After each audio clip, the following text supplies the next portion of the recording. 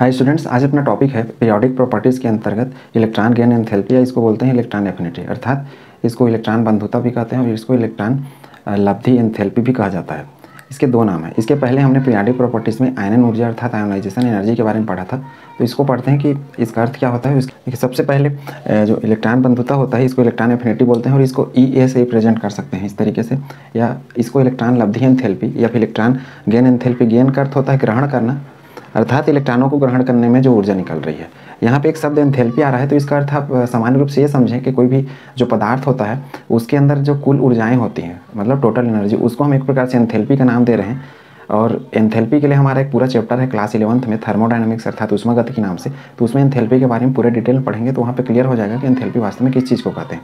यहाँ सिर्फ यही जाने कि कोई भी पदार्थ के अंदर कुल जो ऊर्जाएँ हैं उसको एंथैल्पी बोला जा रहा है। तो इलेक्ट्रॉन लब्धि एंथैल्पी को इस तरीके से इलेक्ट्रॉन गेन एंथैल्पी बोलते हैं अंग्रेजी में। डेल का अर्थ यहाँ परिवर्तन होता है, एच का अर्थ यहाँ पे एंथैल्पी को रिप्रेजेंट करने के लिए एच शब्द लिखा गया है, ईजी का अर्थ होता है इलेक्ट्रॉन गेन और ये एंथैल्पी। तो डेल ईजी एच से इलेक्ट्रॉन गेन एंथैल्पी को बोल सकते हैं, या फिर डेल एच ईजी, मतलब इतने तीन तरीके से इनको रिप्रेजेंट कर सकते हैं, मतलब जो ऊर्जा में परिवर्तन होता है उसको। अब इसको समझते हैं कि वास्तव में होता क्या है। देखिए, किसी विलगित गैसीय परमाणु, विलगित का अर्थ होता है कि ऐसा परमाणु हम ले रहे हैं जो कि दूसरे किसी परमाणुओं से जुड़ा नहीं है। कहने का अर्थ है कि यदि मैं कोई तत्व लूँ, जैसे कि हम पहले लेसन में पढ़ चुके हैं, कोई तत्व लें तो इसमें ढेर सारे परमाणु होते हैं, वो भी कितने, इस एवोगैड्रो संख्या के अनुसार 6.02 × 1023 की संख्या में उसमें परमाणु होते हैं, मतलब इसमें ढेर सारे इतने, जिसको हम काउंट इस तरीके से कर रहे हैं मोल के रूप में। इसमें से हम कोई एक परमाणु ले रहे हैं और परमाणु का कंडीशन क्या है, वो परमाणु गैसीय होना चाहिए। गैसीय होने से हमको फायदा ये होगा कि परमाणु जो रहेंगे वो हमारे दूर दूर रहेंगे इस तरीके से। जब ठोस रहेगा कोई चीज़ तो उसके एक दूसरे से जुड़े रहेंगे, तो हम सिंगल परमाणु नहीं ले पाएंगे, लेकिन जब गैसीय रहेगा तो सिंगल परमाणु को निकालना आसान हो जाएगा, इसलिए गैसीय परमाणु ले रहे हैं। विलगित का अर्थ है कि अलग सिंगल परमाणु, ठीक है। तो कोई जब गैसीय परमाणु लिया जाए इस तरीके से और उस परमाणु के अंतिम कक्षा में अर्थात लास्ट जो ऑर्बिट होता है हमारा, उसमें यदि इलेक्ट्रॉन को जोड़ा जाए तो जोड़ने के समय जो ऊर्जा रिलीज हो रही है, अर्थात जो ऊर्जा निकल रही है या फिर ऊर्जा जो उसके द्वारा ग्रहण की जा रही है, किसके द्वारा, जो परमाणु है उसके द्वारा, तो उसी ऊर्जा को हम बोल रहे हैं इलेक्ट्रॉन गेन एंथैल्पी अर्थात इलेक्ट्रॉन बंधुता। ये दो तरीके से हो सकता है। जब परमाणु हमारा ऊर्जा को छोड़ेगा तब हम उसको बोलेंगे ऊष्मक्षेपी अर्थात जिसमें ऊर्जा रिलीज होती है, निकलती है। और दूसरा तरीका होगा जब परमाणु क्या करेगा, एनर्जी एब्जॉर्ब करेगा अर्थात ऊर्जा को अवशोषित करेगा, तब हम उस रिएक्शन को बोलेंगे एंडोथर्मिक अर्थात उसको बोल सकते हैं ऊष्माशोषी अभिक्रिया।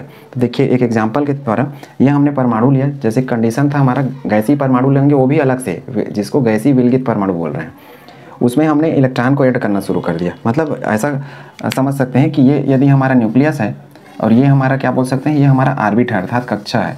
इन कक्षा में हम लोग क्या कर रहे हैं, इलेक्ट्रॉन को ऐड कर रहे हैं। जैसे कि हमारा एक इलेक्ट्रॉन यहाँ पे है, इस तरीके से हम पहला इलेक्ट्रॉन ऐड कर रहे हैं, तो क्या होगा, ये जो इलेक्ट्रॉन है इस नाभिक अर्थात इस न्यूक्लियस के अट्रैक्शन के कारण ये इलेक्ट्रॉन इस पर ऐड हो जाएगा, ठीक है। ये तो पहला कंडीशन हो गया। और बाकी इसमें इलेक्ट्रॉन पहले से भी है, ऐसा नहीं है कि यही बस इलेक्ट्रॉन है, मतलब दूसरे इलेक्ट्रॉन इसमें राउंड कर ही रहे हैं। ये पहला हो गया। अब इस इलेक्ट्रॉन को हमने इसके अट्रैक्शन के कारण ऐड कर लिया। इस एक इलेक्ट्रॉन को तो ये आकर्षित करके अर्थात जो न्यूक्लियस रहेगा वो अट्रैक्ट करके अपने ओर खींच लेगा, जिससे वो एक इलेक्ट्रॉन ऐड हो जाएगा। अब वो इलेक्ट्रॉन ऐड होगा तो उसके बाद क्या होगा, ऊर्जा निकलेगा। वो जो ऊर्जा निकलेगा उसी को हम इलेक्ट्रॉन बंधुता या इलेक्ट्रॉन लब्धि एंथैल्पी कर रहे हैं। अर्थात जो प्रक्रिया है उसको तो बोल रहे हैं इलेक्ट्रॉन बंधुता, लेकिन जो ऊर्जाएँ निकल रही है उस ऊर्जा को इलेक्ट्रॉन लब्धि एंथैल्पी या इलेक्ट्रॉन गेन एंथैल्पी बोल रहे हैं, ठीक है। तो उम्मीद करता हूँ यहाँ तक आपने समझ लिया होगा। लेकिन अब ये तो हमने इलेक्ट्रॉन सिर्फ एक ऐड किया, तो ये न्यूक्लियस अपने अट्रैक्शन के कारण उसको खींच के इसमें जोड़ लेता है। जोड़ने के कारण होगा क्या, ये जो हमारा एटम है वो तो इसमें जोड़ लिया इसने। अब जोड़ने के कारण एक इलेक्ट्रॉन तो इस तरीके से जुड़ गया इसमें, लेकिन जब हम दूसरा इलेक्ट्रॉन इसमें जोड़ने का प्रयास करेंगे, ठीक है, जोड़ने का जब दूसरा इलेक्ट्रॉन प्रयास करेंगे तो ये जो हमारा क्या है एटम है, ये क्या हो गया, इस इलेक्ट्रॉन के जोड़ने के कारण ऋण आवेश में बदल गया। मतलब ये हम जोड़ रहे हैं, अब जोड़ने के बाद ये हमारा ऐसा कुछ हो गया ऋण आवेश वाला, तो अर्थात निगेटिव चार्ज वाला। अब निगेटिव चार्ज वाला हमारा जो एटम हो गया, तो नेक्स्ट जब दूसरा इलेक्ट्रॉन आना चाहेगा तो दूसरा इलेक्ट्रॉन आएगा तो इलेक्ट्रॉन पे क्या होता है, निगेटिव चार्ज ऋण आवेश होता है। और जो हमारा एटम है वो भी निगेटिव चार्ज वाला हो गया। तो इस इलेक्ट्रॉन और मतलब ये जो निगेटिव चार्ज वाला एटम है वो और इस इलेक्ट्रॉन के बीच, अर्थात मैं ऐसा बोल सकता हूँ इनके बीच में क्या होगा, प्रतिकर्षण होगा अर्थात रिपल्सन होगा। उस रिपल्सन के कारण क्या करना पड़ेगा, ऊर्जा रिलीज नहीं होगी, हमको बाहर से एनर्जी देनी पड़ेगी। लेकिन हर बार ऐसा नहीं होगा कि हर एक जो परमाणु है वो उसके पास जब भी इलेक्ट्रॉन आएगा तो इलेक्ट्रॉन को अपनी ओर खींच लेगा और खींचने के बाद क्या है, ऊर्जा को रिलीज करेगा अर्थात ऊर्जा छोड़ेगा। कुछ एक परमाणु ऐसे भी होते हैं जो कि इलेक्ट्रॉन जब उनके करीब आएगा तो इलेक्ट्रॉनों को नहीं खींचेगा बल्कि इलेक्ट्रॉनों को क्या करेगा, रिपल्सन करेगा, जैसे कि हम दूसरे इलेक्ट्रॉन के केस में कर रहे थे। और उसमें एनर्जी हमको बाहर से देनी पड़ेगी अर्थात बाहर से हमको ताकत देना पड़ेगा। तो उसको हम अपवाद वाले कैटेगरी में पढ़ेंगे। सबसे पहले इन चीज़ों को समझ लेते हैं। अब इसमें उदाहरण देखिए, उदाहरण जैसे कि मैंने एक परमाणु लिया और इलेक्ट्रॉन लिया जो कि यहाँ पे मैं डायग्राम में बता रहा था। तो ये जो जब परमाणु सिंगल रहेगा और तो इलेक्ट्रॉन जब उसके करीब आएगा तो इलेक्ट्रॉन क्या होगा, नाभिक अर्थात न्यूक्लियस के अट्रैक्शन आकर्षण के कारण क्या होगा, इसको खींचा जाएगा। क्यों? क्योंकि न्यूक्लियस पे पॉजिटिव चार्ज, इलेक्ट्रॉन पे क्या होता है, नेगेटिव चार्ज। पहला इलेक्ट्रॉन तो अट्रैक्ट हो जाएगा, लेकिन बताया था कि कुछ एक कंडीशन में ऐसा नहीं होगा हर एक परमाणु के द्वारा, लेकिन हम उसको अपवाद वाले कैटेगरी में समझेंगे। पहले इनको समझते हैं। मैक्सिमम केस में यही होना है, मतलब जो आवर्त सारणी हमारा बनाया गया है जिसमें 118 तत्व हैं, उसमें से 5-10 तत्वों को छोड़ के मैक्सिमम जो हमारे एलिमेंट हैं वो सब में यही होगा कि एटम के पास जब भी इलेक्ट्रॉन पहुंचेगा पहला इलेक्ट्रॉन वो इलेक्ट्रॉन को आकर्षित करेगा। जैसे कि इसके नाम से ही है, इलेक्ट्रॉन बंधुता, इलेक्ट्रॉन से प्रेम करना अर्थात इलेक्ट्रॉन को आकर्षित करना, बंधुता दिखाना उससे। तो पहला जो इलेक्ट्रॉन रहेगा इस परमाणु के द्वारा अट्रैक्ट होगा तो जो एटम है अर्थात परमाणु है उस पर कौन सा चार्ज आ जाएगा, निगेटिव चार्ज। जैसे कि हमने पहले भी पढ़ा है, इलेक्ट्रॉन जब जुड़ता है तो निगेटिव चार्ज आता है। इस जुड़ने से के कारण क्या होगा, ऊर्जा निकलेगा अर्थात ऊर्जा मुक्त होगा। और जब ऊर्जाएं मुक्त होती है तो उस अभिक्रिया को बोलते हैं हम ऊष्मक्षेपीय अभिक्रिया। इसको अंग्रेजी में कहा जाता है एक्सोथर्मिक रिएक्शन। और इसके लिए हम जो एच रहता है अर्थात एंथैल्पी उसको लगाते हैं निगेटिव, अर्थात इसको ऐसा भी समझ सकते हैं इस प्रक्रिया में ऊर्जा मुक्त होगा या निकलेगा। ठीक है, अब तो ये हमारा नेगेटिव चार्ज वाला एटम हो गया, ये पहला हो। अब दूसरा, यदि हम इसमें इलेक्ट्रॉन ऐड करना चाहें अर्थात जोड़ना चाहें तो क्या होगा, ये इलेक्ट्रॉन जब इसके करीब पहुँचेगा, किसके, जो ये ऋण आयन बन चुका है इसके करीब पहुंचेगा तो इनके बीच में होगा रिपल्सन, प्रतिकर्षण। क्यों? क्योंकि ये नेगेटिव चार्ज वाला ये भी और ये भी नेगेटिव चार्ज वाला, तो एक समान नेगेटिव चार्ज वाले के कारण क्या होगा, रिपल्सन बढ़ जाता है। रिपल्सन बढ़ने के कारण क्या होगा कि जो ऊर्जा पहले मुक्त होती थी, रिलीज होती थी, अब वो ऊर्जा मुक्त नहीं होगी। अब हमको इलेक्ट्रॉन ऐड करने के लिए क्या करना पड़ेगा, बाहर से हमको ऊर्जा देना पड़ेगा।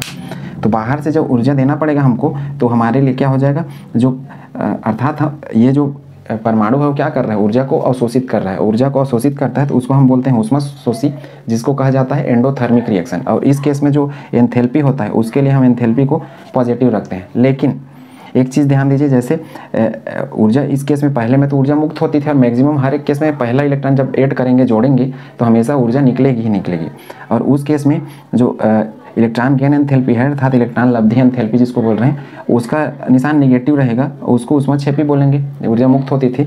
लेकिन जब भी निगेटिव रहेगा तो हम मान के चलेंगे कि जो हमारा इलेक्ट्रॉन एफिनिटी अर्थात इलेक्ट्रॉन बंधुता है वो धनात्मक होगा। इसका अर्थ क्या हुआ, इसका अर्थ ये हुआ कि जब भी ऋणात्मक निशान आएगा एंथैल्पी पे तो हम जो इलेक्ट्रॉन बंधुता है उसका मान हमेशा बढ़ेगा। तो इस टर्म को जरूर याद रखें, ऋणात्मक निशान आने पर अर्थात ये निगेटिव होने पर एंथैल्पी को हमारा इलेक्ट्रॉन बंधुता हमेशा धनात्मक रहेगा, बढ़ते जाएगा। अर्थात जितना अधिक ऋणात्मक मान उतना अधिक इलेक्ट्रॉन बंधुता। और दूसरे केस में जब हमने एक इलेक्ट्रॉन जोड़ लिया उसके बाद जब दूसरा इलेक्ट्रॉन लाना चाहे तो क्या हुआ, इस पहले से जो इलेक्ट्रॉन है उसके वजह से ऋण आयन आ गया था और ऋण आयन के कारण जब हम नेक्स्ट इलेक्ट्रॉन जोड़ रहे थे तो उसमें क्या हो गया, रिपल्सन है प्रतिकर्षण, क्योंकि एक समान आवेश है, एक समान चार्ज थे इस वजह से। तो इसमें क्या होता था, हमको बाहर से ऊर्जा देना पड़ता था, क्योंकि वो मतलब जबरदस्ती हम उसको इलेक्ट्रॉन को जोड़ना चाह रहे हैं उनकी मर्जी के बगैर, तो हमको क्या करना पड़ेगा, हमको बल लगाना पड़ेगा, देना पड़ेगा ऊर्जा को। अब ऊर्जा हम दे रहे हैं इसका अर्थ है कि पॉजिटिव चार्ज, पॉजिटिव मतलब ऊष्मशोषी, ऊष्मा इनके द्वारा अवशोषित किया जाएगा। इसको हम एंडोथर्मिक रिएक्शन बोलते हैं, ठीक है, इंग्लिश में। और इस केस में क्या होगा, ये पॉजिटिव, तो जो हमारा इलेक्ट्रॉन बंधुता रहेगा वो हो जाएगा निगेटिव। इसका अर्थ ये है कि जब हम दूसरे इलेक्ट्रॉन जोड़ना चाहेंगे तो इलेक्ट्रॉन बंधुता हमेशा घटेगा, ये है इसका अर्थ निगेटिव का। और पहला इलेक्ट्रॉन में इलेक्ट्रॉन बंधुता का मान हमेशा अधिक रहेगा। तो उम्मीद है ये चीज़ें आप अच्छे से समझ गए होंगे।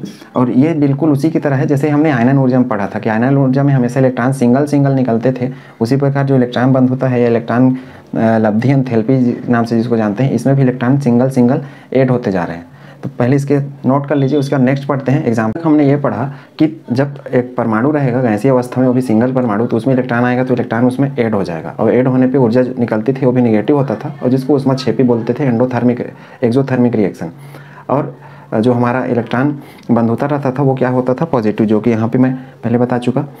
और उसी प्रकार जब दूसरा इलेक्ट्रॉन आता था तो वहाँ पे हमेशा प्रतिकर्षण होता था, रिपल्सन होता था, जिस कारण क्या है हमको बाहर से ऊर्जा देनी पड़ती थी, क्योंकि इलेक्ट्रॉन जब रिपल्सन पैदा कर रहा है जो हमारा ऋण आयन है वो, तो उसकी वजह से हम बाहर से ऊर्जा देते थे और हमको ऊर्जा लगता था, अर्थात उष्माशोषी अभिक्रिया होता था, एंडोथर्मिक रिएक्शन होता था, और उसमें हम देखते थे इलेक्ट्रॉन बंधुता हमेशा क्या होता था, निगेटिव, अर्थात इलेक्ट्रॉन बंधुता का मान हमेशा कम। इसका अर्थ है कि इलेक्ट्रॉन को खींचने की क्षमता कम हो गई, इलेक्ट्रॉन बंधुता का मान पॉजिटिव, इसका अर्थ है कि इलेक्ट्रॉन को खींचने की क्षमता क्या हो गई, बढ़ गई। अब इसको उदाहरण के द्वारा समझते हैं। जैसे कि मैं यहाँ पे 4 उदाहरण लिया हूँ। मान लो कोई एक तत्व है जिसमें हमने इलेक्ट्रॉन जोड़ दिया। यहाँ इलेक्ट्रॉन जो लब्धि एंथैल्पी अर्थात इलेक्ट्रॉन गेन एंथैल्पी का मान मैं मान लो लिख दिया धन 30 किलो जूल प्रति मोल। किलो जूल प्रति मोल किसका है, इलेक्ट्रॉन बंधुता जो इलेक्ट्रॉन गेन एंथैल्पी है उसका मान है, ठीक है। बी लिया, इसमें प्लस 80 किलो जूल प्रति मोल निकला। सी लिया कोई परमाणु, सब निगेटिव बनते जा रहे हैं, यहाँ इतना ऊर्जा निकला, ऋण 40 किलो जूल प्रति मोल। डी लिया, यहाँ पे ऋण 140 किलो जूल प्रति मोल निकला। मैं पहले ही बताया कि हर एक केस में जरूरी नहीं है परमाणु जब पहला इलेक्ट्रॉन लेगा तो ऊर्जा निकले ही निकले। कुछ अपवाद वाली भी स्थिति है जिसमें जब परमाणु इलेक्ट्रॉन को पहला इलेक्ट्रॉन जब ग्रहण करेगा अर्थात लेगा अंतिम ऑर्बिट में, लास्ट ऑर्बिट में, तो वहाँ पे हमको ऊर्जा देना पड़ेगा बाहर से, जो कि अपवाद वाली स्थिति में आते हैं। बाकी 95 से 96% केस में हमेशा ऊर्जा निकलेगा ही पहला इलेक्ट्रॉन आने पर, और दूसरा इलेक्ट्रॉन जब जुड़ेगा तो ऊर्जा हमको देना पड़ेगा बाहर से। उसी प्रकार तीसरा, चौथा, पाँचवा, मतलब दूसरा के पहला के बाद जितने हम इलेक्ट्रॉन उसमें जोड़ते जाएंगे तो सबके लिए हमको बाहर से ऊर्जा देना पड़ेगा, अर्थात दूसरा, तीसरा, चौथा, पाँचवा जो भी इलेक्ट्रॉन हम जोड़ते जाएंगे उसमें हमको ऊर्जा खर्च करना पड़ेगा, क्योंकि वहाँ भी प्रतिकर्षण का स्थिति हमेशा बनेगा। तो उम्मीद है यहाँ तक समझ लिया होगा। अब इसमें एक क्वेश्चन है कि इसमें इलेक्ट्रॉन एफिनिटी का क्रम बताइए, अर्थात इलेक्ट्रॉन बंधुता का क्रम बताइए, क्योंकि ऊर्जाएं इतनी निकल रही है। तो हमने क्या पढ़ा है, डेल एच का मान निगेटिव हो गया, इसका अर्थ है कि इलेक्ट्रॉन एफिनिटी धनात्मक होगा। एच का मान धनात्मक होगा, इसका अर्थ है कि इलेक्ट्रॉन एफिनिटी निगेटिव होगा, अर्थात इलेक्ट्रॉन बंधुता कम रहेगा, इसका अर्थ है कि इलेक्ट्रॉन बंधुता अधिक रहेगा। अब देखिए इसमें सबसे अधिक किसका इलेक्ट्रॉन बंधुता, तो यहाँ पे ध्यान देंगे, देखो धन वाला है, इलेक्ट्रॉन बंधुता कम होगा, निगेटिव आएगा क्योंकि डेल एच का मान पॉजिटिव है, अर्थात इलेक्ट्रॉन गेन एंथैल्पी का मान पॉजिटिव है, इसलिए। ऋण वाले हैं, देखो तो ऋण वाले में सबसे ज़्यादा ऋण वाला कौन सा है, माइनस वाला, अर्थात यहाँ पे ऊर्जा ज़्यादा निकल रही है, इसका अर्थ यह है। तो चूंकि ऊर्जा इसमें ज़्यादा निकल रही है ऋण वाले में, इसलिए ज़्यादा जब ऊर्जा निकलेगी तो ज़्यादा धन का भी मान होगा, ठीक है। अर्थात हम क्या बोल सकते हैं, जो हमारा डी वाला इसमें तत्व है इसकी जो इलेक्ट्रॉन बंधुता है वो सबसे अधिक होगी। उसके बाद देखिए सी वाला, क्योंकि ये भी ऋणात्मक है, उसके बाद सी का बारी आएगा, इसकी इलेक्ट्रॉन बंधुता इसके बाद अधिक होगी, मतलब इससे थोड़ी सी कम होगी। अब देखिए इसमें ए और बी में, यहाँ पे धन 80 है, धन 80 का अर्थ यह है कि उसमें हमको ज़्यादा देना पड़ रहा है, लेकिन हम इलेक्ट्रॉन बंधुता किसकी अधिक हम मानेंगे, जिसमें हमको ऊर्जा कम खपत करना पड़े हमेशा, क्योंकि जो ऊर्जा निकल रहा है उसको हम वास्तव में बोल रहे हैं इलेक्ट्रॉन बंधुता। तो यहाँ ज़्यादा निकल रहा है इसलिए ज़्यादा इलेक्ट्रॉन बंधुता। उसके बाद इसकी बारी है। अब उसके बाद देखिए धन 80 और धन 30 में हमको ऊर्जा यहाँ कम खपत करना पड़ेगा ए में, क्योंकि धन 30 किलो जूल, क्योंकि धन का मान रहेगा यदि देखिए धनात्मक, तो ऊर्जा क्या होता था वो शोषित, जिसको उसमें से शोषी अभिक्रिया है, जिसको एंडोथर्मिक रिएक्शन बोलते थे। तो उस हिसाब से जो ए है उसकी इलेक्ट्रॉन बंधुता होगी और सबसे पीछे होगी बी की इलेक्ट्रॉन बंधुता, क्योंकि हमको इसमें 80 किलो जूल ऊर्जा हमको देना पड़ रहा है अलग से बाहर से, ठीक है। तो उम्मीद है ये कॉन्सेप्ट आपने समझ लिया होगा। अर्थात हम ये निष्कर्ष निकाल सकते हैं कि ऊर्जा मुक्त यदि अधिक होगा, इसका अर्थ है कि इलेक्ट्रॉन बंधुता का मान भी अधिक होगा। इस तरीके से देखिए ऋणात्मक मान अधिक तो पॉजिटिव मान भी अधिक, अर्थात हम क्या बोल सकते हैं, डेल एच ई जी इसका मान यदि अधिक है, अर्थात क्या बोल सकता हूँ, अधिक निगेटिव, तो जो ई ए है इसका मान भी क्या हो जाएगा, अधिक रहेगा, ठीक है। ऐसा इस तरीके से तो ये रिलेशन याद रखना है, या तो ऊर्जा मुक्त अधिक होगा, इलेक्ट्रॉन बंधुता अधिक है, ऐसा बोल सकते हैं, या फिर दूसरे तरीके से बोल सकते हैं जितना अधिक ऋणात्मक मान होगा किसका, इलेक्ट्रॉन गेन एंथैल्पी का, उतना ही अधिक इलेक्ट्रॉन बंधुता होगा। ये जो प्रक्रिया चल रही है इसको बोल रहे हैं इलेक्ट्रॉन बंधुता, और जो ये ऊर्जाएं निकल रही है इस ऊर्जा को हम बोल रहे हैं इलेक्ट्रॉन लब्धि एंथैल्पी। तो इनको इसीलिए दोनों नाम से जाना जाता है। तो उम्मीद है ये कॉन्सेप्ट आपने समझ लिया होगा। पहला इलेक्ट्रॉन जब भी ऐड होगा इलेक्ट्रॉन ऊर्जा हमेशा निकलेगा, वो एक्सोथर्मिक रिएक्शन जिसको उष्माक्षेपी अभिक्रिया बोलते हैं, और उसमें इसका मान इलेक्ट्रॉन एफिनिटी हमेशा बढ़ने वाला है, अपवाद को छोड़ के कुछ एक जो कि हम नेक्स्ट पढ़ने वाले हैं। और दूसरा जब इलेक्ट्रॉन जुड़ेगा, तीसरा इलेक्ट्रॉन जुड़ेगा, चौथा इलेक्ट्रॉन जुड़ेगा, तो हर एक केस में हमको बाहर से ऊर्जा देनी पड़ेगी, क्योंकि जो हमारा परमाणु है वो ऋण आयन में बदल जाता है, वहाँ प्रतिकर्षण अर्थात रिपल्सन की प्रक्रिया हो जाती है इलेक्ट्रॉन और हमारे ऋण आयन वाले परमाणुओं के बीच। इस वजह से जितने भी और रहेंगे वो सबके सब पॉजिटिव हो जाएंगे, क्योंकि हम ऊर्जा दे रहे हैं, तो वो अभिक्रियाएँ हो जाएंगी एंडोथर्मिक, जिसको उष्माशोषी अभिक्रिया बोलते थे। इसको नोट कर लें। यहाँ पे एक चीज़ और ध्यान देना है, जब पहला इलेक्ट्रॉन ऐड करेंगे तो जो ऊर्जा निकलती है उसको हम फर्स्ट इलेक्ट्रॉन गेन एंथैल्पी बोलते हैं, अर्थात प्रथम इलेक्ट्रॉन लब्धि एंथैल्पी। दूसरा इलेक्ट्रॉन जब ऐड होगा तो उसको द्वितीय बोलेंगे, तीसरा रहेगा तो तृतीय इलेक्ट्रॉन गेन एंथैल्पी बोलेंगे, चौथा रहेगा तो चतुर्थ बोलेंगे। अर्थात जैसे जो काम हम आयनन ऊर्जा में करते थे, अर्थात आयनाइजेशन एनर्जी में पहला इलेक्ट्रॉन निकलता था तब उसको हम क्या बोलते थे, फर्स्ट आयनाइजेशन एनर्जी, मतलब प्रथम आयनन ऊर्जा। दूसरा निकलता था तो उसको सेकंड बोलते थे, अर्थात द्वितीय आयनन ऊर्जा। तो इसी प्रकार इसको प्रथम क्या बोलेंगे, electron gain enthalpy, second add होगा तो सेकंड द्वितीय इलेक्ट्रॉन लब्धि एंथैल्पी, इस तरीके से बोलते जाएंगे। इलेक्ट्रॉन बंधुता को प्रभावित करने वाले कारक अर्थात फैक्टर्स अफेक्टिंग इलेक्ट्रॉन एफिनिटी या इलेक्ट्रॉन गेन एंथैल्पी। देखिए कौन कौन सी चीज़ें हैं जिसके कारण जो हमारा इलेक्ट्रॉन बंधुता होता है या इलेक्ट्रॉन गेन एंथैल्पी एनर्जी होता है वो कम या ज़्यादा हो जाता है। सबसे पहला है एटॉमिक रेडियस या जिसको परमाणु त्रिज्या बोलते हैं, इसी को परमाणु का आकार बोलते हैं। हमने परमाणु त्रिज्या या एटॉमिक रेडियस वाला जो लेक्चर देखा था उसमें हमने क्या पढ़ा था, जब लेफ्ट से राइट अर्थात बाएं से दाएं चलेंगे तो परमाणु का साइज़ क्या होगा, हमेशा छोटा होगा। छोटा होने के कारण क्या है, जो हमारा न्यूक्लियस रहता है अर्थात नाभिक रहता है वो उसका आकर्षण अर्थात अट्रैक्शन करने की क्षमता बढ़ जाती है। अब उस हिसाब से देखेंगे तो इसमें रिलेशनशिप इस तरीके से होता है, इलेक्ट्रॉन एफिनिटी अर्थात इलेक्ट्रॉन बंधुता और जो परमाणु का त्रिज्या होता है ये एक दूसरे के व्युत्क्रमानुपाती अर्थात इन्वर्सली प्रोपोर्शनल होते हैं। कैसे, जब इसका अर्थ है कि परमाणु का त्रिज्या अर्थात रेडियस जब हम बढ़ा देंगे तो इसका अर्थ है कि इलेक्ट्रॉन एफिनिटी क्या होगी, कम हो जाएगी। अब इलेक्ट्रॉन एफिनिटी कम क्यों होगी, क्योंकि देखिए परमाणु का त्रिज्या हम बढ़ा रहे हैं अर्थात साइज को बड़ा कर रहे हैं। अब यहाँ पे हमारा न्यूक्लियस है, अब जैसे जैसे साइज को हम बड़ा कर देंगे, यदि इलेक्ट्रॉन है तो इस यहाँ पे यदि कोई इलेक्ट्रॉन आता है तो इस इलेक्ट्रॉन और इस न्यूक्लियस के बीच की दूरी बढ़ जाएगी तो ये न्यूक्लियस उसको खींच नहीं पाएगा। लेकिन यहीं भी परमाणु का साइज यदि ऐसा छोटा है तो यहाँ पे ये हमारा न्यूक्लियस है और यदि इलेक्ट्रॉन आता है तो इसकी ओर खींचा चला जाएगा। तो उम्मीद करता हूँ ये चीज़ आपने समझ लिया होगा। साइज जब छोटा होगा तो क्या होगा, ये न्यूक्लियस से उसकी दूरी पास हो जाएगी, पास होने से इलेक्ट्रॉन अट्रैक्ट होगा, आकर्षित होगा अर्थात इलेक्ट्रॉन क्या होगा, जुड़ जाएगा किसमें, आउटर ऑर्बिट में अर्थात अंतिम कक्षा में। और अंतिम कक्षा में इलेक्ट्रॉनों का जुड़ना क्या कहलाता है, इलेक्ट्रॉन बंधुता कहलाता है। इलेक्ट्रॉन जुड़ेगा तो ऊर्जा रिलीज होगा, ऊर्जा निकलेगा, और ऊर्जा निकलेगा तो हम क्या कर सकते हैं, जो एंथैल्पी है अर्थात इलेक्ट्रॉन गेन एंथैल्पी, इलेक्ट्रॉन लब्धि एंथैल्पी जिसको बोलते हैं, वो हमेशा ऋणात्मक होगा। और ऋणात्मक होगा इसका अर्थ है इलेक्ट्रॉन एफिनिटी अर्थात इलेक्ट्रॉन बंधुता क्या हो जाएगा, धनात्मक। हमने इसके पहले ही पढ़ा है, उस चीज़ को आप रिवाइंड करके देख सकते हैं। ठीक है, तो उम्मीद है ये चीज़ आपने समझ लिया होगा। रेडियस मतलब ये आर, तो इसका अर्थ है कि आर को हम जब बढ़ा देंगे तो इलेक्ट्रॉन एफिनिटी क्या होने वाला है बताइए, ये हो जाएगा हमेशा कम। क्यों कम हो जाएगा इस केस में, क्योंकि दूरी बढ़ जाने से आकर्षण कम हो जाएगा नाभिक का इस इलेक्ट्रॉन के प्रति जो नया हम उसमें जोड़ने वाले हैं। ठीक है, और इसका ठीक उल्टा इलेक्ट्रॉन जब परमाणु का त्रिज्या अर्थात परमाणु का साइज छोटा हो जाएगा तो इलेक्ट्रॉन बंधुता अर्थात इलेक्ट्रॉन एफिनिटी क्या हो जाएगा, बढ़ जाएगा। मतलब एक दूसरे के उल्टा भी चलेंगे। उम्मीद करता हूँ ये पॉइंट समझ लिया होगा आपने।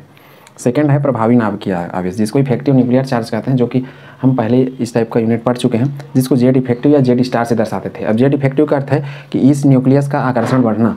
अब देखिए इनके बीच में ये सीधा संबंध है अर्थात समानुपाती, जिसको डायरेक्टली प्रोपोर्शनल है ये। कैसे, जब परमाणु का साइज छोटा होगा तो ये जो नाभिक अर्थात न्यूक्लियस होता है उसका चार्ज क्या हो जाएगा, अर्थात उसका जो अट्रैक्ट करने की क्षमता अर्थात आकर्षित करने की क्षमता बढ़ जाएगी। बढ़ जाएगी का अर्थ है कि जेड इफेक्टिव का मान बढ़ गया अर्थात प्रभावी नाभिकीय आवेश क्या हुआ, बढ़ गया। बढ़ने से क्या होगा, इलेक्ट्रॉन आकर्षित हो जाएगा और जुड़ जाएगा अर्थात इलेक्ट्रॉन बंधुता का मान क्या होगा, बढ़ जाएगा हमेशा। और यदि इलेक्ट्रॉन अर्थात जेड इफेक्टिव का मान यदि कम है, जेड इफेक्टिव का मान कम अर्थात परमाणु का साइज बड़ा हो गया, यह है इसका अर्थ, जिस कारण इसका जो आकर्षण है इलेक्ट्रॉनों के प्रति क्या हो जाएगा, कम हो जाएगा। तो उसी को बोला जा रहा है कि जेड इफेक्टिव का मान कम होना।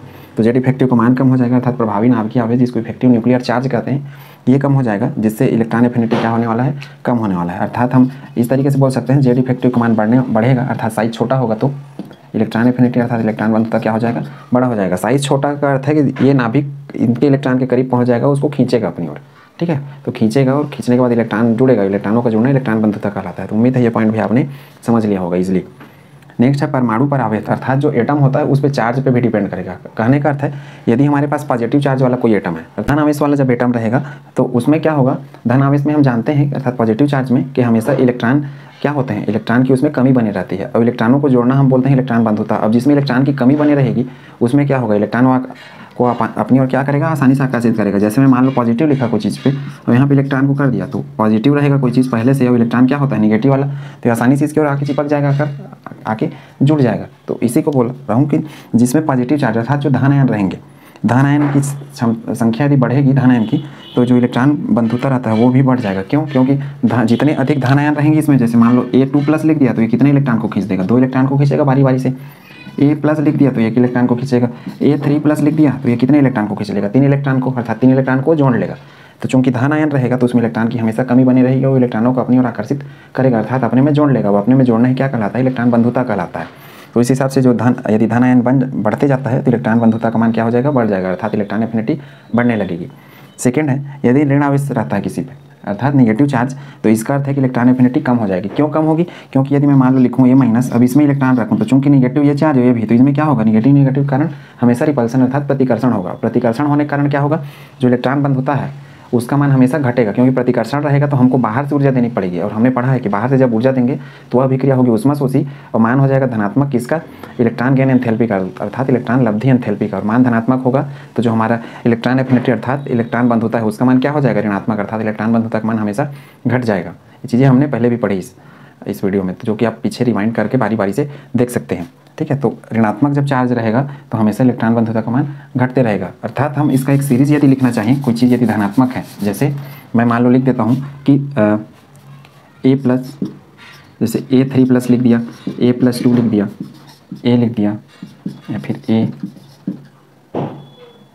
A-2, A-3, इस तरीके से। अब यदि इनमें इलेक्ट्रॉन बंधुता का हम क्रम देखें, एक अर्थ यहाँ एटम है, एटम अर्थात परमाणु, कोई भी परमाणु हो सकता है, मैं चार्ज से तुलना कर रहा हूँ, तो इनमें इलेक्ट्रॉन बंधुता का क्रम ये है, इलेक्ट्रॉन बंधुता अर्थात इलेक्ट्रॉन एफिनिटी का क्रम। यदि हम किसी आयन के केस के लिए देखें, ये एग्जाम्पल इसके लिए है। ठीक है, तो +3 वाला ज़्यादा इलेक्ट्रॉन बंधुता दिखाएगा, क्योंकि वहाँ इलेक्ट्रॉन की कमी है तो आसानी से इलेक्ट्रॉन ग्रहण करेगा। +2 वाला उसके बाद, प्लस वाला उसके बाद, और जिस पर कोई चार्ज नहीं है वो उसके बाद, और उसके पीछे निगेटिव, फर्स्ट नेगेटिव के पीछे सेकंड, और सेकंड के पीछे थर्ड। तो ऐसा इलेक्ट्रॉन बंधुता का क्रम पूछ सकता है तुलना करने के लिए, तो इस हिसाब से इसको आप नोट कर लें। तो उम्मीद करता हूँ क्यों इसका इलेक्ट्रॉन बंधुता अधिक होगा और क्यों ये वाले का इलेक्ट्रॉन बंधुता कम होगा, अर्थात इलेक्ट्रॉन एफिनिटी आपने समझ लिया होगा। ये पॉजिटिव चार्ज वाला है इसलिए इलेक्ट्रॉन की यहाँ कमी है, और कमी है इसलिए बाहर से जब इलेक्ट्रॉन हम इसमें जोड़ेंगे तो आसानी से जुड़ जाएगा, इसलिए इसकी अधिक है हमेशा इलेक्ट्रॉन बंधुता। और इसमें क्या होगा, इसमें पहले से इलेक्ट्रॉन अधिक है, अब जब दूसरा जोड़ेंगे हम तो ये निगेटिव चार्ज है तो इलेक्ट्रॉन भी नेगेटिव, उसके कारण इसमें रिपल्सन अर्थात प्रतिकर्षण होगा इस आयन और इलेक्ट्रॉन के बीच में। इस कारण यहाँ पे हमको बाहर से ऊर्जा देनी पड़ेगी, और बाहर से ऊर्जा अर्थात ऊष्माशोषी अभिक्रिया होगा, ऊष्माशोषी अभिक्रिया में हमेशा इलेक्ट्रॉन बंधुता कम हो जाता है, अर्थात निगेटिव हो जाता है। तो उम्मीद है यहाँ तक आपने समझ लिया होगा ये क्रम। अब देखिए नेक्स्ट है चौथा, पहले इसको नोट कर लें फिर चौथा पढ़ते हैं। स्थायी विन्यास अर्थात स्टेबल कॉन्फ़िगरेशन। स्टेबल कॉन्फ़िगरेशन का अर्थ है कि वे परमाणु जिनमें स्टेबल कॉन्फ़िगरेशन पाया जाता है, अर्थात जो स्टेबल होते हैं, जैसे स्पेशली उत्कृष्ट गैस जिसको इनर्ट गैस बोलते हैं, या फिर क्या बोल सकते हैं नोबल गैस, या जो शून्य समूह वाले 0 ग्रुप वाले हैं, या फिर इन्हीं को और क्या बोलते हैं इनर्ट गैस। इस टाइप का किसी में यदि कॉन्फ़िगरेशन पाया जाता है तो इनमें हमेशा क्या होगा, इलेक्ट्रॉन एफिनिटी का मान क्या होगा, हमेशा कम होगा।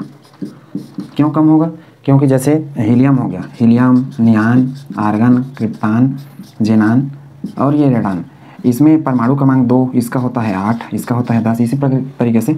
अब ये 2 और 6, इसका 18 होता है आर्गन का, इसका होता है 10, तो ये हो जाएगा 2 और 8, इसका 2, 8, 8, इस तरीके से। अब देखिए इनके पास क्या होता है, जो शून्य समूह अर्थात इनर्ट गैस वाले रहते हैं, जिन इनके पास स्थायी विन्यास अर्थात स्टेबल कॉन्फ़िगरेशन पाया जाता है। इलेक्ट्रॉनिक विन्यास लिखेंगे, देखिए एस पूरा भरा है इसका, ये 1s², 2s², 2p6, ये पूरा कंप्लीट भरा हुआ है, अष्टक पूरा है, और अष्टक अर्थात ऑक्टेट जिनका पूरा होता है उनको केमिस्ट्री की भाषा में स्थायी माना जाता है, स्टेबल माना जाता है। इनकी ऊर्जाएं हमेशा कम ही होती हैं, और ये ना तो इलेक्ट्रॉन दे सकते हैं ना ही इलेक्ट्रॉन ले सकते हैं, ये कभी यौगिक भी नहीं बनाती है, इनका गुण है, इसलिए इनको 0 समूह में रखा गया है। अब 0 समूह वाले जो तत्व होते हैं वो क्या करते हैं, अब इनके पास कंप्लीट इलेक्ट्रॉन है, ना तो इनको किसी की ज़रूरत है पार्टनरशिप करने के लिए, ना ही ये देने वाले हैं किसी को। तो इनमें क्या होगा, अब जब इनको ज़रूरत ही नहीं है इलेक्ट्रॉन का, तो हम इसमें इलेक्ट्रॉन क्यों जोड़ें, अर्थात इसमें इलेक्ट्रॉन क्यों जोड़ा जाए, क्योंकि इलेक्ट्रॉन को लेंगे ही नहीं, क्योंकि इनको ज़रूरत नहीं है। और यदि हम इनकी मर्जी के बगैर इसमें इलेक्ट्रॉन को जोड़ते हैं, जैसे नियान, इसका अष्टक पूरा है, या 8 इलेक्ट्रॉन है इसके पास।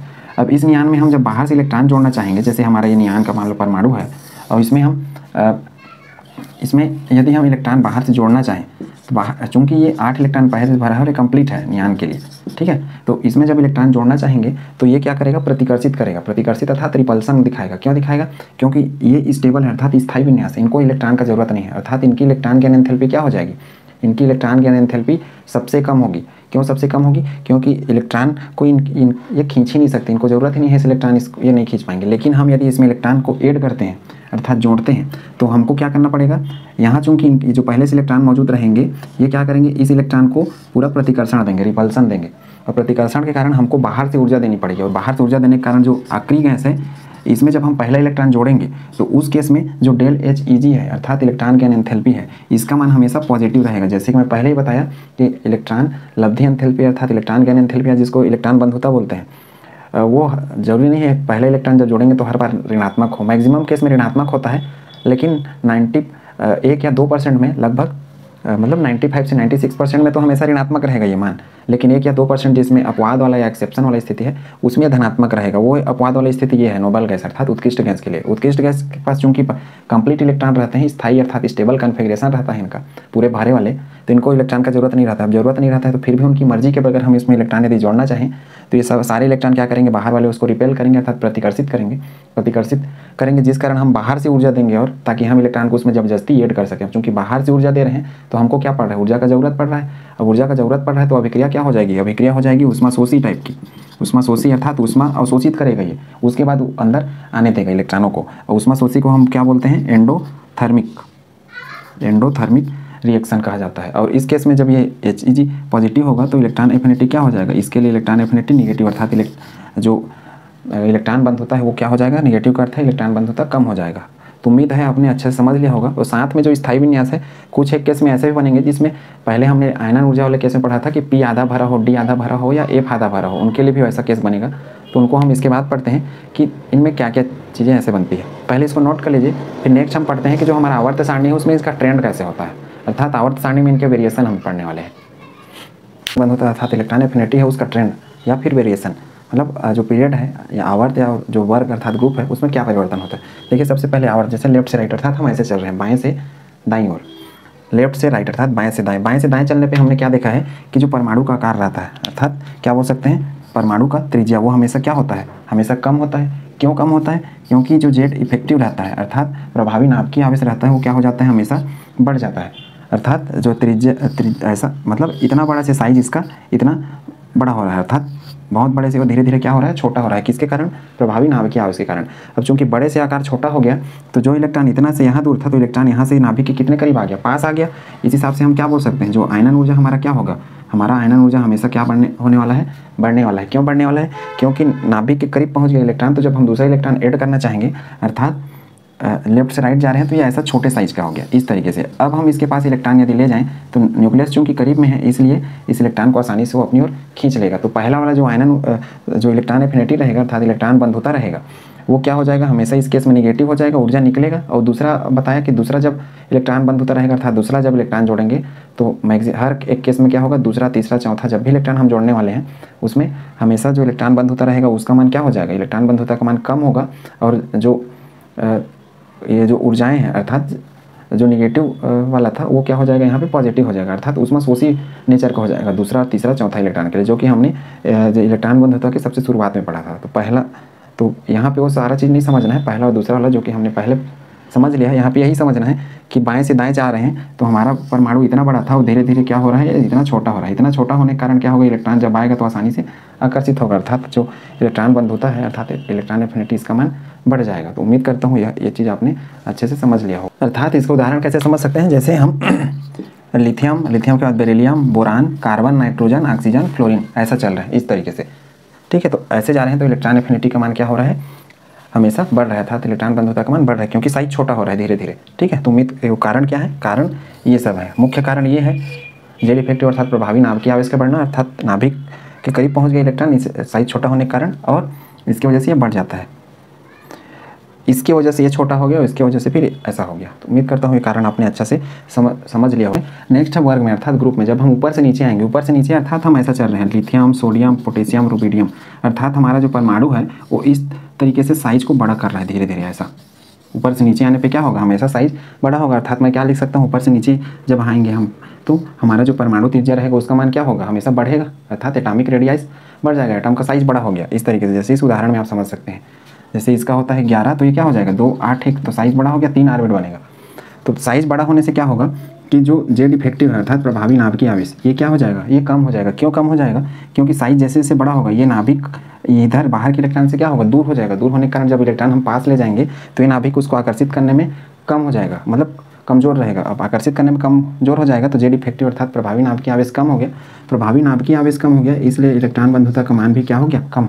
क्यों कम हो गया, क्योंकि प्रभावी नाभिकीय आवेश अर्थात जेड इफेक्टिव का मान कम हो गया तो इलेक्ट्रॉनों को खींचने की क्षमता कम हो गई। और क्षमता कम हो गई तो इलेक्ट्रॉन बंधुता कुल मिला के कम हो गया, क्योंकि इलेक्ट्रॉन बंधुता अर्थात इलेक्ट्रॉनों को अपने में ऐड करना या जोड़ना अर्थात खींचना, ठीक है। तो उम्मीद है ये दोनों चीज़ें आपने अच्छे से समझ ली होंगी। इसको नोट कर लीजिए। इसके बाद हम पढ़ते हैं लास्ट इसके अपवाद क्या क्या है अर्थात जो एक्सेप्शन है उसके बारे में।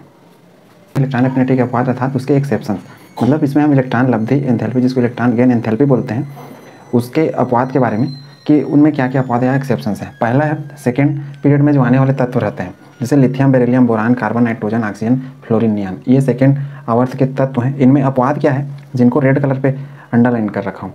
जनरली हमने क्या पढ़ा है, ये लेफ्ट से राइट है, ये लेफ्ट वाला हिस्सा है, राइट वाला, अर्थात बाएं से दाएं जब चलते हैं तो हमने पढ़ा है ट्रेंड में कि जो हमारा इलेक्ट्रॉन एफिनिटी है अर्थात इलेक्ट्रॉन बंधुता, वो क्या होता है, हमेशा बढ़ते जाता है, अर्थात उस हिसाब से इधर सबसे लास्ट वाले का अधिक होना चाहिए, ठीक है। लेकिन होता है इसका अलग है, मतलब इसको क्रम से ऐसा बढ़ते बढ़ते अर्थात सबसे कम वाला इसका और सबसे अधिक इधर का होना चाहिए। लेकिन कुछ कुछ अपवाद हैं, जैसे बेरिलियम, नाइट्रोजन और नियान, इनकी जो इलेक्ट्रॉन एफिनिटी है, इलेक्ट्रॉन एफिनिटी अर्थात इलेक्ट्रॉन बंधुता, वो होती है सबसे कम। अब इसका एक्सप्लेनेशन ये दिया गया है कि जो बेरिलियम रहता है, इसका जो इलेक्ट्रॉनिक विन्यास रहता है, इसका परमाणु क्रमांक 4 और इसका इलेक्ट्रॉनिक विन्यास लिखें तो 1s2 और 2s2 होता है। नाइट्रोजन के केस में यदि लिखें तो ये होता है 1s2 2s2 और ये क्या होता है 2p3। नियान के यदि देखें तो इसका होता है 1s2 2s2 2p6। तो देखिए नाइट्रोजन के केस में ये p आधा भरा हुआ है, नियान के केस में p पूरा भरा हुआ है और बेरिलियम के केस में ये s पूरा भरा हुआ है। तो चूँकि ये पूरा भरा हुआ है, ये आधा भरा है और ये p पूरा भरा है, तो आधा भरा या फिर पूरा भरा अर्थात कम्प्लीटली फिल्ड या फिर हाफ फिल्ड जो ऑर्बिटल होते हैं, उनके विन्यास क्या अर्थात कॉन्फ़िगरेशन क्या माने जाते हैं, स्थायी माने जाते हैं, जो कि हमने इसमें आयनन ऊर्जा वाले में पढ़ा है। अब इनका चूंकि विन्यास स्थायी होता है, तो विन्यास स्थायी होगा तो जब हम इसमें इलेक्ट्रॉन को ऐड करेंगे अर्थात जोड़ना चाहेंगे तो होगा क्या, इनमें जो पहले से इलेक्ट्रॉन मौजूद रहेंगे वो चूंकि इनका विन्यास स्थायी बन गया तो ग्रहण तो जरूर कर लेंगे, लेकिन क्या है उसका विरोध बहुत करेंगे। विरोध बहुत करने से क्या होगा, हमको बाहर से ऊर्जा देनी पड़ेगी, अर्थात जो इलेक्ट्रॉन गेन एंथैल्पी है उसका मान क्या हो जाएगा, उसका मान हो जाएगा पॉजिटिव और अभिक्रियाएं हो जाएंगी इनके लिए ऊष्माशोषी टाइप की, अर्थात हम ऊर्जा दे रहे हैं। और चूंकि इलेक्ट्रॉन गेन एंथैल्पी अर्थात इलेक्ट्रॉन लब्धि एंथैल्पी धनात्मक या पॉजिटिव हो जाएगा, जिस कारण इलेक्ट्रॉन एफिनिटी क्या हो जाएगा, इलेक्ट्रॉन एफिनिटी अर्थात इलेक्ट्रॉन बंधुता हो जाएगा निगेटिव अर्थात ऋणात्मक, ऋणात्मक अर्थात इनकी इलेक्ट्रॉन बंधुता हो जाएगी कम। तो उम्मीद है एक्सप्लेनेशन इसका जो कारण है वो समझ लिया होगा आपने। तो जितने भी एक्सेप्शन आएंगे उनके सबके अलग अलग रीज़न दिए गए हैं और वो एक्सेप्शन पर्टिकुलर हर अलग पीरियड के लिए है, अर्थात जो एक्सेप्शन है वो सिर्फ इन्हीं पे काम करेगा, बाकी दूसरे का को हम इसके आधार पे एक्सप्लेन नहीं कर सकते। तो ये आपको याद रखना है एक प्रकार से। तो अब इनका क्रम वास्तव में ऐसा होना चाहिए, lithium, beryllium, boron, carbon, nitrogen, oxygen, fluorine और नियान की इलेक्ट्रॉन बंधुता उस हिसाब से सबसे अधिक होनी चाहिए। लेकिन चूंकि ये तीन अपवाद हैं इलेक्ट्रॉनिक विन्यास के कारण, ये पूरा भरा और ये भी पूरा भरा और ये हाफ फिल्ड, इस कारण ये स्थायी होते हैं अर्थात ये इलेक्ट्रॉन नहीं ग्रहण करेंगे एक प्रकार से, इनको इलेक्ट्रॉन लेने में एक प्रकार से बहुत दिक्कत होगा और ये क्या है रिपल्सन पैदा करेंगे अर्थात प्रतिकर्षण दिखाएंगे। प्रतिकर्षण के कारण हमारा जो इलेक्ट्रॉन लब्धि एंथैल्पी है, जिसको electron gain enthalpy del Hg से दिखा रहे हैं, HEG से, तो वो हमेशा इनके लिए क्या आ जाएगा, पॉजिटिव अर्थात धनात्मक आएगा और हमारा इलेक्ट्रॉन एफिनिटी निगेटिव अर्थात ऋणात्मक अर्थात कम हो जाएगा इनके लिए। अब इनका क्रम कैसे होगा, इनका क्रम ऐसे होगा जो कि इसके डाटा पे बेस्ड है अर्थात प्रैक्टिकली डाटा पे, जो कि आपको एक प्रकार से याद करना पड़ेगा। नियान का सबसे कम, उसके बाद होता है बेरिलियम का, उसके बाद होता है नाइट्रोजन का, ठीक है। अब बाकी जो इनके बच गए lithium, boron, carbon, oxygen, fluorine, इनको लिखना है क्रम से, लिथियम, बोरान, कार्बन, ऑक्सीजन और ये फ्लोरीन। तो ये इसका क्रम होता है जो कि इलेक्ट्रॉन बंधुता का, अर्थात ये तीनों अपवाद दिखाते हैं। ऐसे बाएं से दाएं जाने पर इनको बढ़ना चाहिए था, लेकिन ये तीनों चीज़ें घट जाती हैं और घट जाती है अर्थात बाकी से सबसे कम हो जाती है। देखिए जिसको बढ़ना चाहिए वो सबसे कम हो गया, तो कारण ये है कि पूरे भरे हैं, इसलिए जब हम एक्स्ट्रा इलेक्ट्रॉन इसमें जोड़ देंगे, ठीक है, तो कारण आप लिख लेंगे, कारण पूर्ण या अर्धपूर्ण भरा कक्षक स्थायी माना जाता है, इस कारण ऐसा हो रहा है। स्थायी होगा तो प्रतिकर्षण होगा और प्रतिकर्षण के फलस्वरूप ये स्थिति बन रही है। अब इस आधार पर हम ये जो आवर्त होता है इसको दो कैटेगरी में तत्वों को बांट सकते हैं। एक वे तत्व जिनमें इलेक्ट्रॉन गेन एंथैल्पी का मान धनात्मक होता है, अर्थात इनको इलेक्ट्रॉन की जरूरत नहीं है लेकिन फिर भी हम दे रहे हैं। और धनात्मक का अर्थ क्या होता है, धनात्मक का अर्थ होता है ऊष्माशोषी प्रकार का, जो कि हमने इसके शुरुआत में ही पढ़ा। ऊष्माशोषी अर्थात एंडोथर्मिक, और एंडोथर्मिक मतलब हम क्या कर रहे हैं, इसको ऊर्जा खुद से दे रहे हैं। और ये क्या हो जाएगा, ऊष्माक्षेपी अर्थात इसमें ऊर्जा निकलेगी, और इसमें ऊर्जा निकलेगी अर्थात हम इलेक्ट्रॉन प्रवेश कराएंगे तब ऊर्जा निकलेगी, ठीक है। तो ऊष्माशोषी नेचर यदि रहता है तो हमने पढ़ा है कि इलेक्ट्रॉन एंथैल बंधुता क्या हो जाता है, हमेशा कम अर्थात निगेटिव हो जाता है। उस हिसाब से ये तीन तत्व, नियान, बेरिलियम, नाइट्रोजन, और जो बच गया lithium, boron, carbon, oxygen, fluorine, वो ये तत्व। उम्मीद है ये कारण इसका जो अपवाद है उसका कारण आपने समझ लिया होगा। अब सेकेंड इसका अपवाद होता है कि जो 3p है और 2p, 3p आवर्त अर्थात हमने ये 3p और 2p इसलिए लिखा क्योंकि p ब्लॉक के तत्वों के लिए ये अपवाद है, इसलिए 3p आवर्त की अपेक्षा 2p, 3p आवर्त की 2p से अधिक इलेक्ट्रॉन एफिनिटी। अर्थात हम जब ऊपर से नीचे चलते हैं, ये ऐसा इनका क्या है, ये वर्ग है अर्थात ग्रुप है। तो ग्रुप में हमने पढ़ा है कि ऊपर से नीचे जब चलेंगे तो इलेक्ट्रॉन बंधुता क्या होगा, हमेशा कम होगा। लेकिन होता क्या है, ऊपर से नीचे जब चलना स्टार्ट करते हैं तो जो तीसरा आवर्त आता है हमारा, सबसे ऊपर यहाँ पे हाइड्रोजन आएगा, दूसरा में लिथियम, तीसरा में सोडियम। तो जो तीसरा आवर्त हमारा आता है, तीसरा पीरियड आता है, वो तत्वों का जो इलेक्ट्रॉन गेन एंथैल्पी अर्थात इलेक्ट्रॉन ग्रहण करने का जो एंथैल्पी है, जो निकलता है, वो क्या हो जाता है, इनका अधिक हो जाता है और इनका क्या हो जाता है, कम हो जाता है। होना क्या चाहिए था, ऊपर से नीचे जाने पर लगातार कम होते जाना चाहिए था। अर्थात उस हिसाब से लिथियम का अधिक होना चाहिए था और इसका कम होना चाहिए था। लेकिन इसका क्या हो जाता है, इसका ठीक उल्टा हो जाता है। अर्थात इनकी जो इलेक्ट्रॉन गेन एंथैल्पी जिसको बोलते हैं, वो अधिक हो जाता है। अब इसका एक्सप्लेनेशन अर्थात इसका कारण क्या है वो देखते हैं। अब इनका कारण ये है कि यदि हम 2p को बनाएं, 2p अर्थात है कि ये जो दूसरा आवर्त और p में इनके इलेक्ट्रॉन भरे जाएंगे, ऐसा है इसका। 3p का अर्थ है कि तीसरा आवर्त और p में इनके इलेक्ट्रॉन भरे जाएंगे। तो जो 2p होता है, इसका साइज होता है छोटा, इस टाइप से, और साइज छोटा होता है, इस कारण क्या होते हैं, इनमें जो इलेक्ट्रॉन रहते हैं वो पाए जाते हैं पास पास इस तरीके से। ठीक है, इलेक्ट्रॉन अधिकतम कितने आएंगे, p में 6 आएंगे, तो इलेक्ट्रॉन इनमें पास रहते हैं। अर्थात जो 2p रहता है, इसका क्या होगा, इलेक्ट्रॉन घनत्व अर्थात इलेक्ट्रॉन डेंसिटी अधिक, मतलब इलेक्ट्रॉन पास पास रहते हैं इसलिए। लेकिन 3p जो होता है, 3p इसकी यदि मैं बात करूं तो 3p का साइज 2p से बड़ा होता है, इस तरीके से। अब इसमें हम इलेक्ट्रॉन को अरेंज करें इस तरीके से, तो इलेक्ट्रॉन क्या होते हैं, इलेक्ट्रॉन होते हैं दूर दूर ऐसे। देखिए इसमें पास पास में, इसमें दूर दूर है। अर्थात यहाँ इलेक्ट्रॉन घनत्व तो क्या हो गया, इलेक्ट्रॉन घनत्व तो हो गया कम, इलेक्ट्रॉन घनत्व कम। अब इलेक्ट्रॉन घनत्व तो चूंकि 2p का साइज क्या हो गया, 2p का साइज छोटा, आकार इसका क्या है, आकार है छोटा, और इसका आकार क्या है, आकार है बड़ा आकार। किसका, 3p का बड़ा आकार, इसलिए इसका इलेक्ट्रॉन घनत्व तो कम, मतलब इलेक्ट्रॉन दूर दूर रहेंगे, इसमें इलेक्ट्रॉन क्या रहेंगे, पास पास रहेंगे। अब देखिए 2p के केस में जब हम इलेक्ट्रॉन इसमें प्रवेश कराएंगे तो होगा क्या, प्रवेश कराएंगे चूंकि इलेक्ट्रॉन पास पास है, तो उनमें इलेक्ट्रॉन और इलेक्ट्रॉनों के बीच में क्या होगा, प्रतिकर्षण होगा, क्योंकि इलेक्ट्रॉन पे ऋण आवेश और पहले से जो है इलेक्ट्रॉन है उस पर भी क्या होगा, ऋण आवेश। तो इसमें इलेक्ट्रॉन घनत्व तो अधिक होता है, इस कारण इनमें क्या होगा, इलेक्ट्रॉनों के बीच में प्रतिकर्षण अधिक हो जाएगा, अर्थात रिपल्सन अधिक होगा। और यहाँ पे क्या होगा, इलेक्ट्रॉनों के बीच में प्रतिकर्षण क्या हो जाएगा, अर्थात रिपल्सन क्या हो जाएगा, यहाँ रिपल्सन हो जाएगा कम। अब प्रतिकर्षण यहाँ पे अधिक और यहाँ प्रतिकर्षण कम हो जाएगा। इस हिसाब से देखिए, यहाँ प्रतिकर्षण कम रहेगा और इसमें प्रतिकर्षण अधिक, प्रतिकर्षण अधिक हो जाएगा। तो हमको इसके लिए क्या करना पड़ेगा, हमको जो डेल एच ई जी है, इसका मान क्या हो जाएगा, इसका मान हो जाएगा हमेशा पॉजिटिव। क्यों, क्योंकि यहाँ पे इलेक्ट्रॉन घनत्व तो अधिक है और हम इसमें इलेक्ट्रॉन ऐड कर रहे हैं, अर्थात जोड़ रहे हैं, तो ये उस इलेक्ट्रॉन का विरोध बहुत तेज़ी से करेंगे, अर्थात उसको आने नहीं देंगे। अब आने नहीं देंगे तो उसके लिए क्या करेंगे, हम बाहर से ऊर्जा लेंगे, अर्थात डेल एच ई जी अर्थात इलेक्ट्रॉन गेन एंथैल्पी क्या हो जाएगा, धनात्मक नेचर का हो जाएगा, धनात्मक प्रकृति का, अर्थात हम इसको क्या बोल सकते हैं, उष्मा शोषी प्रकृति का। इस हिसाब से जो इलेक्ट्रॉन एफिनिटी है, अर्थात इलेक्ट्रॉन बंध होता है, ये धनात्मक रहता है, तो ये क्या हो जाता है निगेटिव, अर्थात इलेक्ट्रॉन बंध होता है इनकी क्या हो जाएगी, कम हो जाएगी। तो उम्मीद है ये कारण आपने समझ लिया होगा। 2p का इलेक्ट्रॉन बंध होता 3p से कम क्यों हो जाता है, बल्कि 3p का अधिक क्यों हो जाता है। अब इसमें क्या होगा, देखिए इसमें ठीक इसका उल्टा, इसमें डेल एच ई जी इसका मान क्या आ जाएगा, निगेटिव आ जाएगा। क्यों आएगा, क्योंकि यहाँ पे ये दूर दूर है, दूर दूर है, तो जब हम इसमें इलेक्ट्रॉन करेंगे तो इलेक्ट्रॉनों के बीच में भी क्या हो जाएगा, दूरी बनेगा, दूरी बनेगा तो उनके बीच में प्रतिकर्षण नहीं होगा, रिपल्सन नहीं होगा, अर्थात उनके बीच में लड़ाई नहीं होगा। अब लड़ाई नहीं होगा तो एक प्रकार से क्या होगा, यहाँ से ऊर्जा निकलेगी और ये अभिक्रिया को हम क्या बोलेंगे, ऊष्माक्षेपी। ऊष्माक्षेपी मतलब एक्सोथर्मिक और ऊष्माशोषी मतलब होता है एंडोथर्मिक। अब उस हिसाब से इलेक्ट्रॉन एफिनिटी अर्थात इलेक्ट्रॉन बंधुता क्या हो जाएगा, इलेक्ट्रॉन बंधुता हो जाएगा यहाँ इसके लिए पॉजिटिव, अर्थात इलेक्ट्रॉन बंधुता हमेशा इसके लिए हो जाएगा अधिक। तो ये इसका कारण है। देखिए यहाँ से हमने समझा इलेक्ट्रॉन घनत्व अधिक, इलेक्ट्रॉन घनत्व कम, दूरी बढ़ अधिक होने के कारण। तो उम्मीद है जो 2p वाले हैं उनका 3p से कम क्यों होता है, ये कारण आपने समझ लिया होगा। अब ये इनके क्वेश्चन कैसे आते हैं, इनके क्वेश्चन इनके बीच में तुलना करके पूछे जाएंगे कि किसी 3 का दे देगा और बताइए इनके इलेक्ट्रॉन बंधुता का क्रम बढ़ते क्रम में बनाइए या घटते क्रम में। तो आपको ये क्रम पता होना चाहिए और अपवाद वाले कौन कौन से हैं उनको पता होना चाहिए स्पेशली। और ये जो शुरू के 3 हैं इसमें नियान, बेरिलियम और कार्बन नाइट्रोजन वाले में, इनका जो इलेक्ट्रॉन बंधुता होता है वो लगभग 0 इलेक्ट्रॉन एफिनिटी अर्थात इलेक्ट्रॉन बंधुता वाले हैं ये। तो ये आपको याद रखना है, अर्थात ये चूंकि स्थायी होते हैं इसलिए इनको 0 इलेक्ट्रॉन एफिनिटी और इलेक्ट्रॉन बंधुता कहते हैं। तो ये याद रखें, ठीक है, नियान, बेरिलियम और नाइट्रोजन। ये केस तो समझ लिया होगा आपने 2p और 3p। मतलब हम क्या समझ सकते हैं, 3p में जो परमाणु हमारा रहेगा उसका साइज़ बड़ा हो जाता है, और 2p में अर्थात दूसरा आवर्त में जो परमाणु का साइज़ क्या रहता है, छोटा रहता है।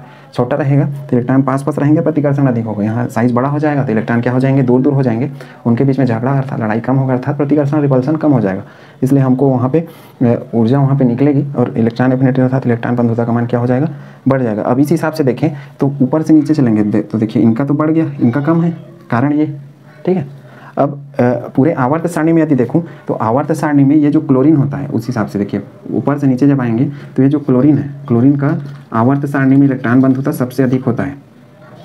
आवर्त सारणी में इलेक्ट्रॉन बंधुता अर्थात इलेक्ट्रॉन एफिनिटी सबसे अधिक होता है, ठीक है। तो इसको याद रखना है, इसको पहले नोट कर लें।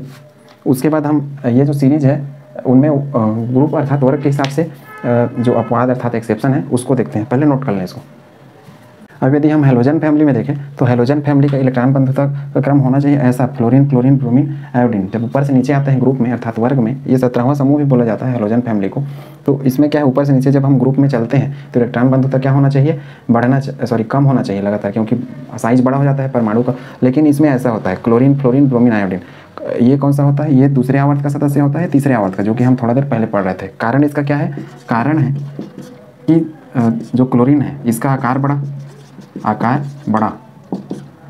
बड़ा और इसमें इलेक्ट्रॉन किस में रहते हैं, 3p में। तो 3p का आकार क्या होता है, 2p से बड़ा होता है। बड़ा होगा तो इनमें क्या होगा, प्रतिकर्षण इनमें कम होगा, प्रतिकर्षण कम होगा तो इलेक्ट्रॉन आसानी से उसमें क्या हो जाएंगे, ऐड हो जाएंगे। आसानी से ऐड हो जाएंगे तो डेल एच ई जी का मान क्या हो जाएगा, अर्थात इलेक्ट्रॉन गेन एंथैल्पी का मान निगेटिव हो जाएगा, अर्थात डेल एच ई जी इसका मान इसके लिए क्या हो जाएगा, निगेटिव, और ई ए का मान क्या हो जाएगा, पॉजिटिव, अर्थात इसके लिए इलेक्ट्रॉन बंधुता का मान बढ़ जाएगा। जो कि दूसरे पॉइंट में हमने पढ़ा, क्यों जो 2p वाले अर्थात ये 2p दूसरे आवर्त वाले का कम होता है और तीसरे आवर्त वाले का अधिक होता है। तो वही कारण है क्लोरीन के लिए है सेम।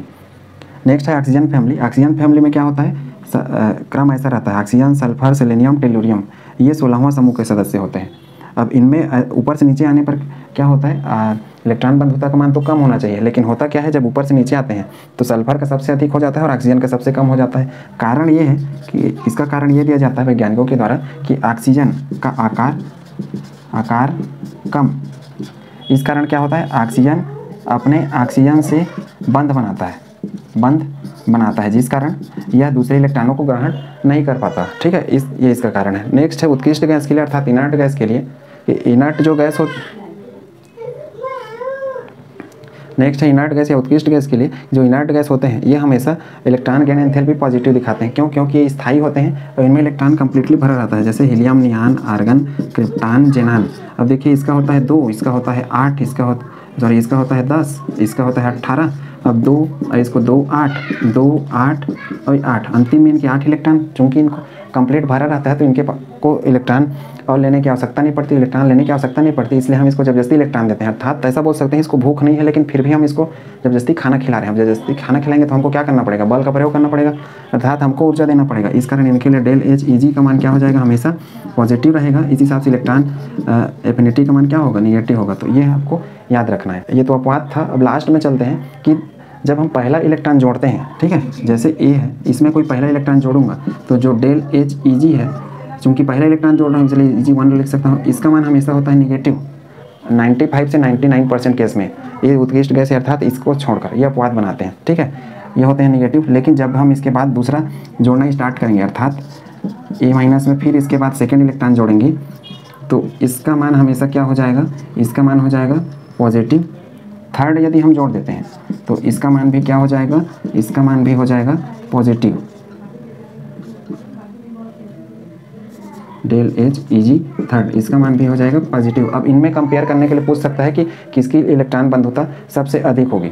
तो सबसे अधिक इलेक्ट्रॉन बंधुता इसकी होगी, उसके बाद इसका बारी आएगा, उसके बाद इसका बारी आएगा, ठीक है, जो कि हम पहले पढ़ चुके हैं। अर्थात जितना अधिक निगेटिव उतना अधिक इलेक्ट्रॉन बंधुता, जितना अधिक पॉजिटिव उतना ही कम इलेक्ट्रॉन बंधुता। तो सबसे अधिक पॉजिटिव ये है, इस इलेक्ट्रॉन बंधुता किसका सबसे कम हो जाएगा, डेल एच ई जी 3, इसका इलेक्ट्रॉन बंधुता सबसे कम, अर्थात इलेक्ट्रॉन एफिनिटी का क्रम यदि देखें तो डेल एच ई जी 3 का सबसे कम, डेल एच ई जी 2 का उसके बाद, और सबसे अधिक किसका होता है, डेल एच ई जी 1। अर्थात पहला इलेक्ट्रॉन जोड़ेंगे तो इलेक्ट्रॉन बंधुता सबसे अधिक, उसके बाद इलेक्ट्रॉन बंधुता क्रमशः क्या होते जाएगा, क्रम होते जाएगा। तो उम्मीद है चीज़ आपने अच्छे से समझ लिया होगा।